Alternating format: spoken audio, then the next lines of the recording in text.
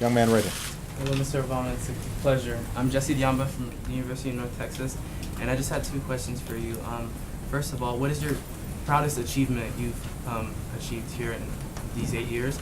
And after January 20th, what are your goals or plans after you leave the White House? Well, I'm proud of a lot of stuff. Okay. All right. This gentleman right here. My name is Jessy Diamba. I'm from the University of North Texas, reporting for North Texas Television and the North Texas Daily newspaper. Could your administration discuss a bit on recent calls in the election cycle, especially from the Democratic side, over making college more affordable, as in free, just like most Western European nations?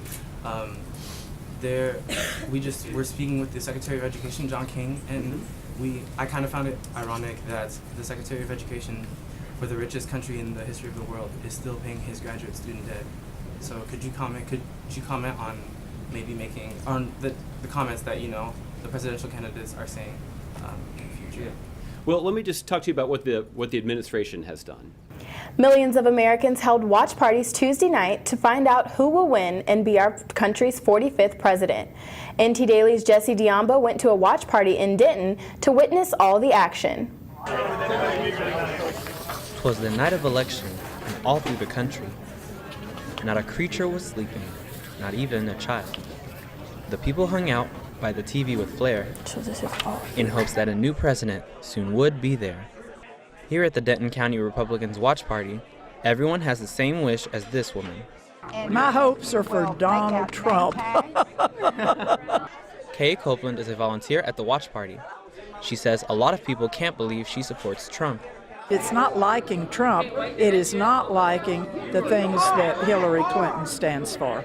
Congressman Michael Burgess is a member of the House of Representatives and represents the 26th district where the University of North Texas is located. He sponsors the watch party. Burgess loves the big turnout. A lot of people have been working the polls all day, so it's an opportunity for people who've been poll watching, election judges, or candidates out working, standing outside the polling places. So it gives them a chance to kind of come in, decompress, visit with their friends, and it usually is a pretty lively crowd. Burgess can't stress enough the importance of local elections. Yeah, everybody votes for the president. Everybody knows who the president is. But I'm your closest contact with the federal government. I'm your congressional representative. You've got 2 senators, but you've only got 1 House member in every congressional district. So it's an important role. While some people came out to support Trump, others have different reasons. Well, the seat was open. There's a university organization called Turning Point. It's actually a nationwide, but they do have a group here, and I was looking to join that, and I checked out their social media, and they said there's a GOP meeting at this restaurant, so there was going to be free food, and what college student doesn't love free food? Many attendees agree that one issue really stood out. Someone told me Supreme Court seat 1, Supreme Court seat 2, and Supreme Court seat 3 were the main reasons that you should vote for Donald Trump. That hit home for sure. I think the Supreme Court choices are paramount, and that's going to affect us for a lot longer than this election cycle. And as for what happens following this nasty, hard-fought election, I just hope that regardless of who wins, that we can come together as a country and move forward, because we have somebody that is now in the highest office, and we need to all respect that. Hello. This is my boy. Jessy Diamba, NT Daily News. He is a good helper.